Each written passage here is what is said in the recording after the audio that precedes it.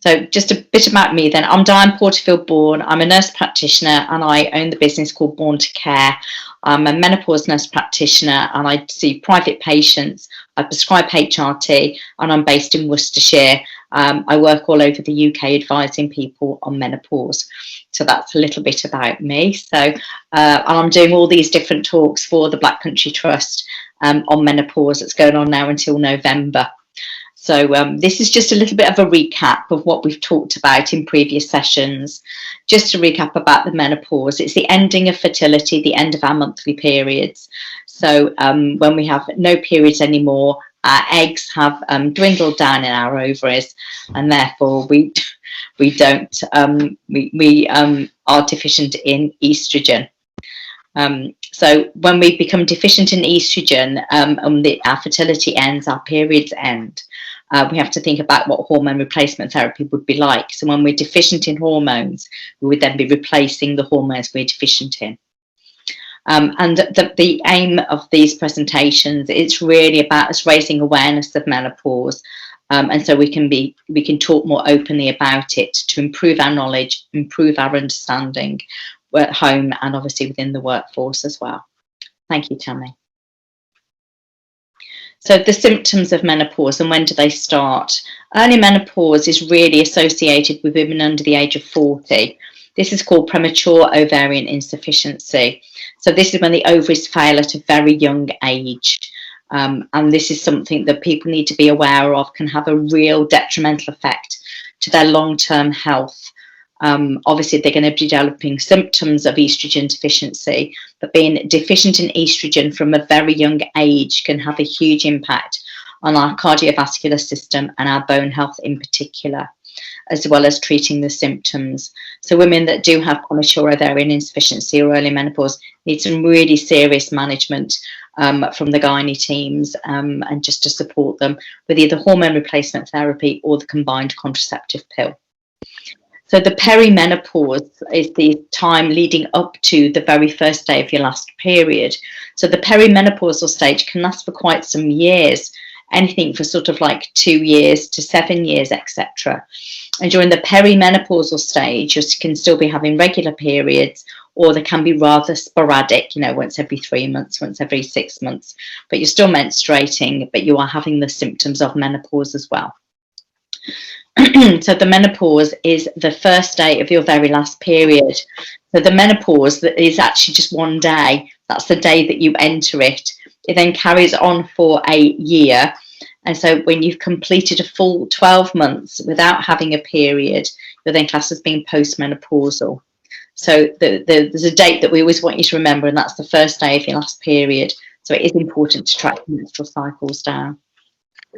The postmenopause is when you haven't had a period for 12 months and a day. And that just alters things as far as your health is concerned. We need to be taking more interest in your health, but predominantly it's more focused on how we prescribe hormone replacement therapy for you. And menopausal symptoms really can start from the age of 35 onwards. In fact, I've had a lady contact me that's 32. That's going through some menopausal symptoms and wanting some advice. So, you know, these people need some serious management. Thank you, Tammy. So this is really what we wanted to be talking about this evening. So the physical symptoms, and then we'll be talking about the emotional symptoms associated with menopause. So hot flushes and night sweats, this is what a lot of people associate with menopause. But just to be aware that they don't affect everybody. It's probably about 25% of women that won't have any hot flushes or night sweats. And I do hear doctors not recognising that menopause is a factor if they don't have hot flushes and night sweats. So, well, it can't be the menopause. Because you're not having this, but 25% of people do not have these symptoms, but they might have everything else on the list. And there are about 34 symptoms of menopause that we know at the moment. So this is just, like I said, physical and emotional symptoms. So hot flushes, predominantly, you can have maybe 1 or 2 sort of like heating moments through the day. And the heat can start low down and just travel upwards a bit like a furnace. Whereas the night sweats are predominantly at night and you can just become drenched with sweat. It can be quite bad sometimes that people can have stuff like maybe 1 or 2 hot flushes a day, or they can have them every 15 minutes throughout the day, and they can just have completely broken sleep all through the night by having night sweats as well. I mean, that wouldn't just disrupt your sleep, that's going to be disrupting partners as well. Some women have to shower and change, etc., strip the bed because of these night sweats. So they can be really problematic. And if you're waking up that often in the night, then you're not going to be sleeping well, and you will be feeling exhausted. But exhaustion is a symptom of estrogen deficiency as well. So even if you don't have any night sweats, being tired all the time is a very common symptom. You go to bed exhausted and you wake up exhausted, and it's that constant round and round you go. Muscle and joint pains and aching joints, really common. When I've worked in sort of like in clinical settings and I've seen patients come through, ladies are always saying to me, "Oh, I've got arthritis, I've got the start of rheumatism." So, well, you know, how do you know that? Well, I just thought because it's my age. But this age-related aching of joints, unless there's a specific reason for it, or you've been diagnosed with these types of inflammatory and rheumatoid problems, we have to think, is it menopause related? Because the lack of estrogen in the ligaments can significantly affect our mobility and our function and our suppleness. Because women always say to me, "Oh, I get out of bed and I feel like I'm 90, I'm aching and I'm creaking." And this is because of the lack of estrogen, or one of the main factors is the lack of estrogen in the ligaments. And this, when you start thinking about hormone replacement therapy, it's like lubricating the joints again, and everything starts to become more, it frees them up and things start to move freer again. So just to be aware that this is a really common symptom of menopause. If you experience that, please do think that this could be menopause related. Palpitations, again, we just have to differentiate between what's classed as a normal palpitation, what's not. If you get these palpitations that are associated with dizziness, chest pain, shortness of breath, you definitely need to be seeing your GP, or you've got a history of heart disease. However, during the menopause, having palpitations is really common. I often sit watching the telly in the evening, and that's generally when you feel them, in bed at night and in the evening when you stop, and you just feel your heart fluttering a little bit. And you think, "Oh, yes, that's right, that's what it is." But you have no other associated symptoms with it. But you can have palpitations when you're having a hot flush as well. So it's just to be aware of that. So during the menopause, you can get changes to your menstrual cycle, which is obviously, that is what's going to happen. You're going to start to have periods that may be closer together, and then they'll just pull further apart. And they're really sporadic. You can either have very heavy bleeding, or you can have very light bleeding, but things are definitely changing with your periods. Libido, sex drive, interest in sex. There are lots and lots of different factors associated with that. But we're just talking tonight about the menopause symptom. And the lack of estrogen can have a massive impact on libido, but also testosterone. Testosterone is a really important hormone that ovaries produce as well. And when we're deficient in testosterone, that can have a massive impact on our sort of like sexual health, sexual well-being, our interest in sex, which has an effect on us, but also partners that we're living with as well. So low libido is incredibly common. Insomnia, as we talked about, exhaustion. People just don't sleep, and I know ladies that just have sleeps in the afternoons to try and play catch up because they're not sleeping at night. And this is a bit of a vicious circle, really. You do want to try and get out of that habit and try and get in some good bedtime routines, but I'm not saying it's easy at all. Weight gain, something that people are always asking me about, you know, do you put on weight during the menopause, or is it related to HRT? Well, weight gain is related to menopause predominantly, because during the menopause, when our ovaries stop producing estrogen, our body very cleverly thinks, I know, we'll put more fat cells in the body. So you store more fat generally around like your midriff, your middle-age spread. And so we get all these extra fat cells come, and they start to produce a type of estrogen, but it's not the estrogen that we actually need, and we're deficient in during the menopause. So it doesn't help us, it just makes us gain weight. So menopause makes us gain weight. Not everybody, but for the majority of women it does. So weight gain is a big problem. So dry, itchy skin, very common as well. Women have really noticed real differences with their skin, but really there are lots of different things that you can get. One condition related to the skin is something called formication. Strange word, but it's that feeling that you have ants crawling over your skin, insects crawling over your skin. You're constantly scratching and moving, thinking that you've got things crawling on you. But this is actually a condition that's related to estrogen deficiency called formication. And as our skin changes due to the lack of estrogen, our skin ages, wrinkles become deepened as well, which isn't good for anybody, is it? So the dry skin can happen, generally all over the body, but it really can affect the vagina and the whole of the pelvic floor. So there's a condition called genitourinary syndrome of menopause, a bit of a mouthful, but basically it's just talking about your genitals, your sexual organs and your urinary tract become deficient in estrogen, and the cells there really, really take a hit when it comes to lack of estrogen. So if you're experiencing any symptoms such as that you're not quite as moist into the vaginal region, sex is more painful than it used to be, you generally just feel dry, itchy, you're getting frequent urinary tract infections, or certainly symptoms of urinary tract infections, then you do have to think to yourself, things aren't quite right, and they're certainly not what they used to be down there. You need to be talking to your GP about the reasons of what's going on, and just to find out if it's due to estrogen deficiency, which for a lot of women it probably will be. But changes to our hair as well. So changes to our skin, but changes to our hair. Our hair can start to fall out a bit, become very brittle and thin. Not good for anybody really. Again, I think from that point of view, I'd start to be asking the GP, do we need to check any bloods to make sure that we're not deficient in any vitamins, minerals? Is your thyroid okay? Just to do a bit of a run through, just to make sure there's nothing else we can pin that on. But menopause and the lack of estrogen can certainly change your hair as well. And again, tying in with the vaginal problems as well, the need to pass urine becomes more prevalent during the menopause. Women often get frequent urinary tract infections. They get incontinence as well. A lot of it is due to weakened pelvic floor due to the lack of estrogen in the pelvic floor cells as well.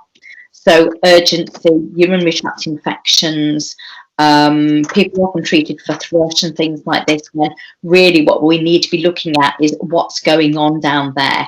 Do we need to be thinking about treating women with vaginal estrogen to improve these symptoms? And then with a lot of things, it's a case, well, let's see if it improves it or not. But these can be really, really life-changing symptoms, and they can be really quite significant for some women. Brain fog, very, very bad. That was one of my main symptoms, I have to say. It's this horrible feeling that you walk into a room and you don't know why you're there, and you retrace your steps, you leave post-it notes all over the place, you write things everywhere. But this can significantly impact your ability to work and fulfill family life as well. If you're forgetting to do important tasks at work, you're forgetting drug calculations, you're getting mixed up, you're missing things, you're not paying things that when you should be at home or at work, you could be thinking of, performance reviews, you're being complained about, having, taking it further. This is something that's all very, very obvious and frequently happens during the menopause as well. So again, forgetfulness can be really detrimental to your quality of life. Women often talk about increased headaches and migraines as well during the menopause, and this is all to do with hormone fluctuations and dizziness as well. Dizziness, ENT-related symptoms, vertigo symptoms, obviously need to exclude other reasons, but they're very common due to estrogen deficiency. Thank you, Tammy.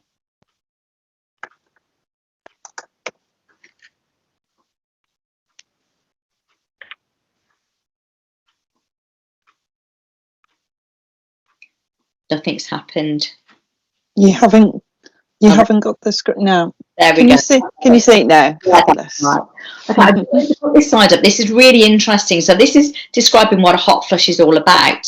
So they don't know the exact cause of hot flushes, but what they do know that it's all to do with the changing levels of estrogen, and it has an impact within the brain in the hypothalamus, which is also like our body regulation, our body temperature.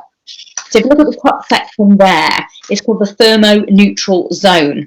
That the actual zone area is quite wide, which means that we've got lots of scope for fluctuations in our body temperature before we can have a hot flush, before we can have a cold flush. And that's in normal life.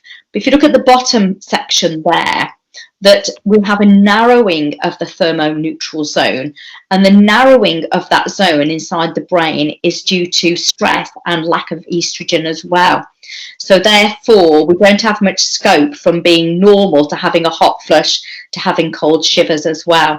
So it's a narrowing of this zone within the brain due to lack of estrogen, and stress can trigger this as well. I just wanted to put that up because I think it's important. It gives us a really good idea of really what is happening in the brain. Thank you, Tammy.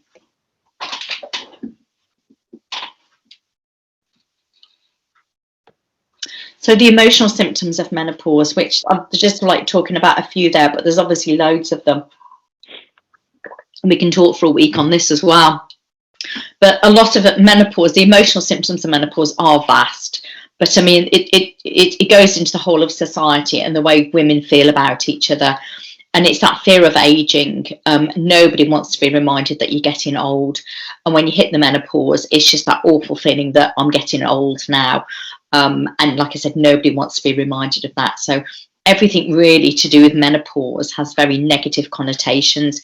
Everything's so bad and unsightly about it, and getting old and aging and wrinkled, and we've had these stories and these fears, everything from magazines, TV, all over the years, and there's that lack of awareness from people that people don't really understand what menopause is and how it impacts on you.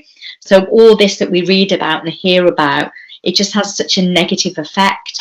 So we're frightened of getting old, and it's that horrible feeling of what's my purpose in life anymore. And we get lots of mood swings. We can really become quite aggressive. We can certainly become very, very irritated with everybody in every situation. And we become so short-tempered, and our moods are up and down all the time. So we can go from being really quite aggressive to actually having really flat moods and crying a lot of the time. You know, I often hear women say to me, oh, I watched an advert on the telly and I started to fill up. And I don't know why I started to cry over it, but I did. But that's, again, this is all to do with your hormones. But one thing I'd like to talk about there is that joylessness, that flat mood, because this is something I hear all the time, that you should be feeling really quite happy and jovial. You know, it's Christmas, somebody's birthday, etc. But you're just not feeling it inside. You can smile and you can fool people that you're okay, but inside you just feel hollow. You feel empty. You just feel flat. And this is really common in the menopause, which then leads to sort of like relationship difficulties at home and at work. And people often worry about what these symptoms actually mean. You know, am I losing the plot? You know, why can't I recall things? Why am I not sleeping properly? Why have I got low libido? And that can cause strains within relationships. So that increases your anxiety, it reduces your confidence, and you just start to doubt everything about yourself as well. I've had ladies contact me saying that they can't, they don't know how to drive a car. They don't know how to do simple tasks anymore. I had somebody actually sitting in the car crying, saying that she'd managed to get out of the house, but she couldn't actually start the car and drive to work. It was this complete block that's there because she just felt she couldn't cope. She just felt so flat.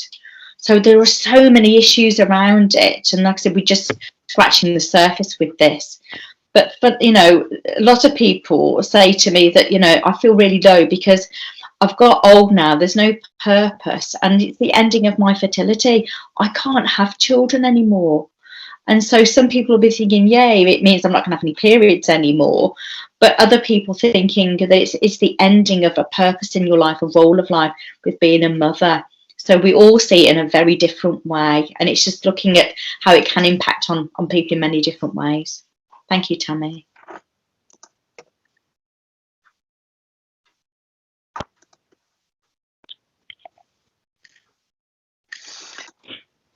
Bear with me. There we go.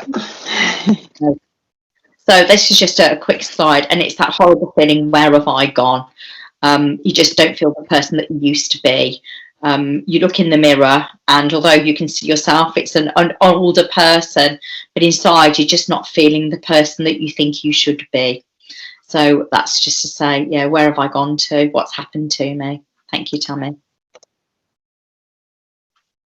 So, sorry, can you go back?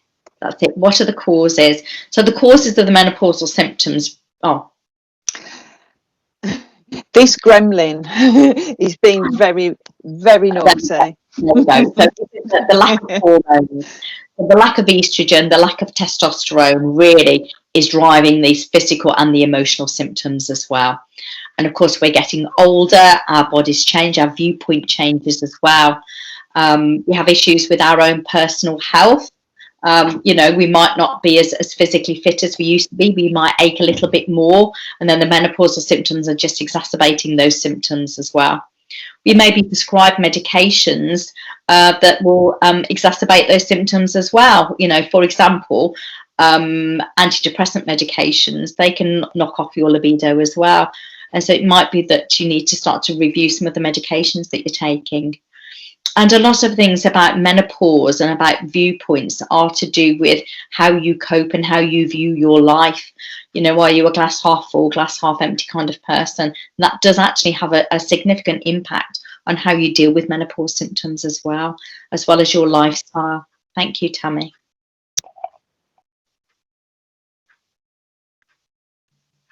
So it's about getting help. So getting help is probably the most important thing. This is what we're talking about.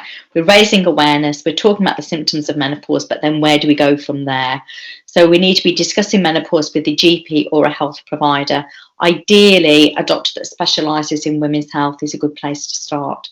And we need to be then addressing the fact that, can we talk about HRT? Am I suitable for HRT? Can you tell me something about it?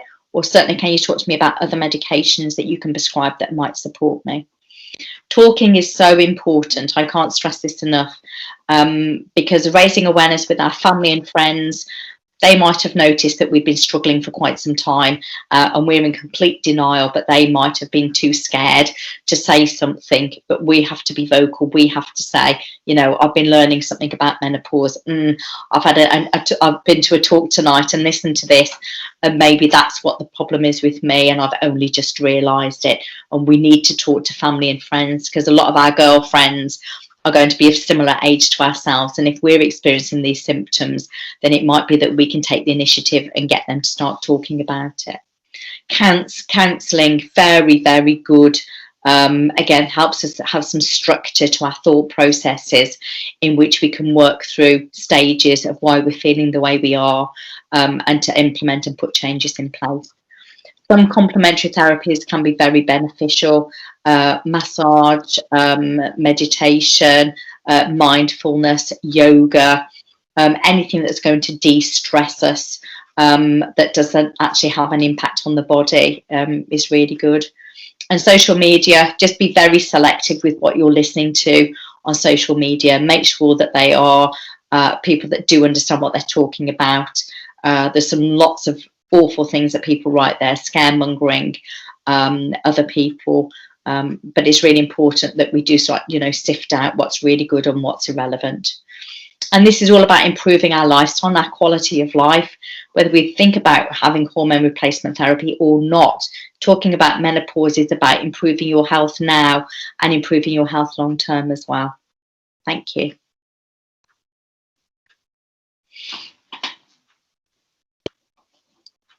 So where do we get support from? Well, we've said we can get support from our GP, health professionals, and talking to friends. But from what we're doing here with these presentations, we're giving twice monthly presentations on different topics associated with menopause. So tonight we were talking about the symptoms of menopause, and I hope I've managed to cover a few things there that are making you think, oh gosh, maybe I've got this and I hadn't realised it was menopause related.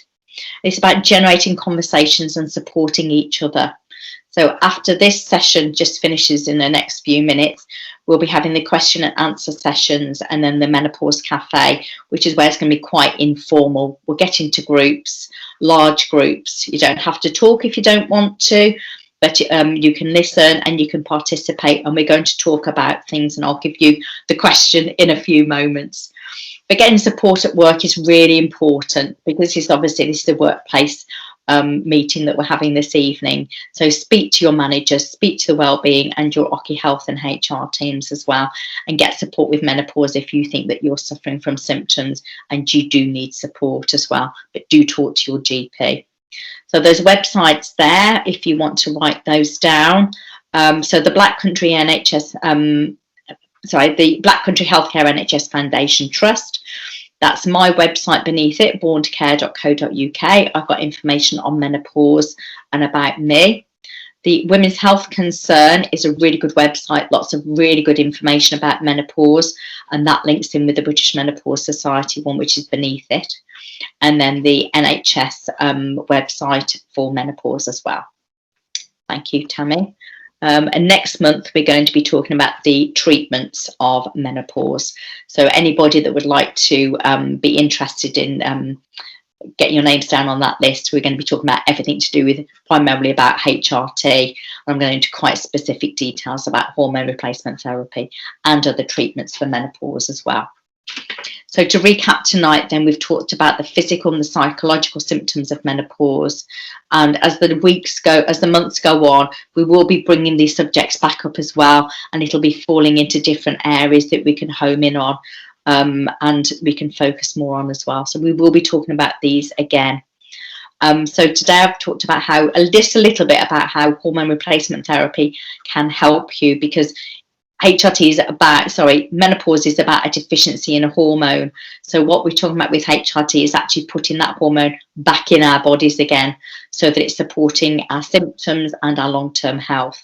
Talking to health professionals is important, family and friends, and understanding where to seek help.